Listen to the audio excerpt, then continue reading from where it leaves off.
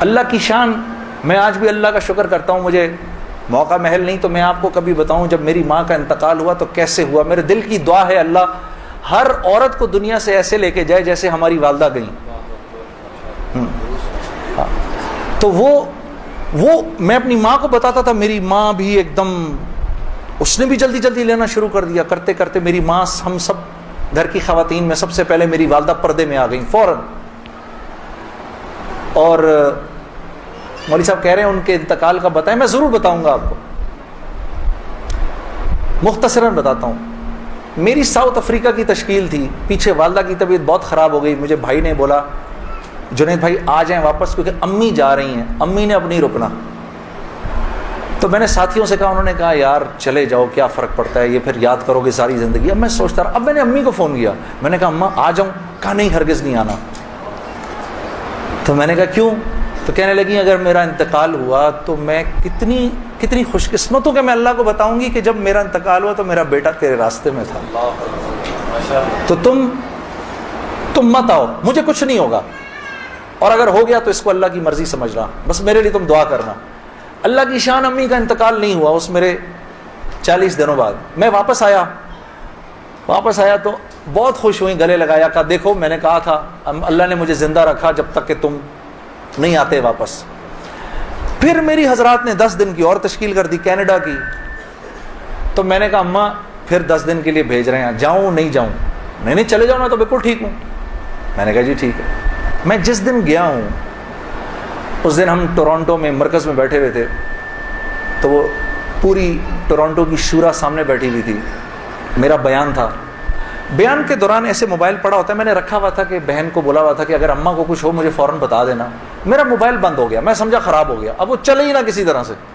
خیر میں نے اس کو چھوڑے رکھا, میں بات کرتا رہا. اس کو نہ چھیڑیں, پہ چھوڑ دیں اس کو.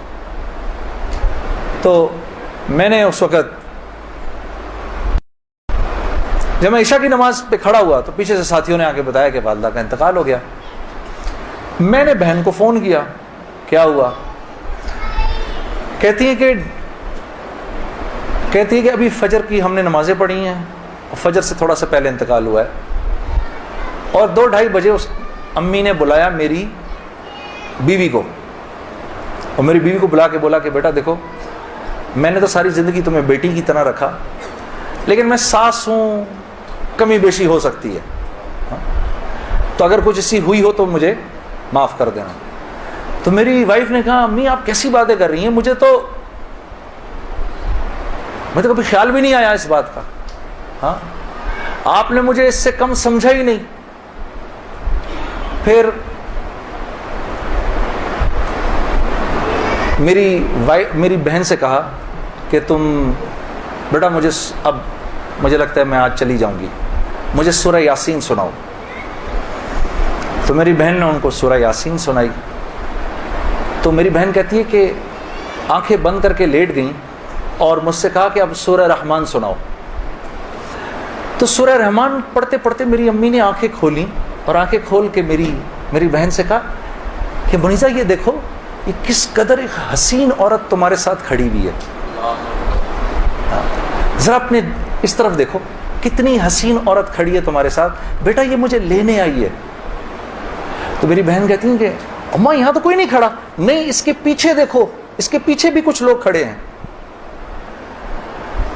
تو میری بہن کہتی ہے کہ میں نے کہا اماں تو چلیں پھر کلمہ پڑھیں, پھر آپ کے جانے کا وقت ہے. کہا اپنے ابا کو بلاؤ جلدی سے. تو میرے ابا آئے اور میرے ابا کو کہا کہ دیکھیں میں نے ساری زندگی آپ کی عزت کا خیال رکھا, میرے لیے بس وہ نمبر 1 چیز تھی, اس میں اگر کوئی کمی بیشی ہوئی ہو تو مجھے معاف کر دیجیے گا. میں اب جا رہی ہوں. کلمہ پڑھا اور آنکھیں بند کر لی, بس اس طرح گئیں وہ. ہاں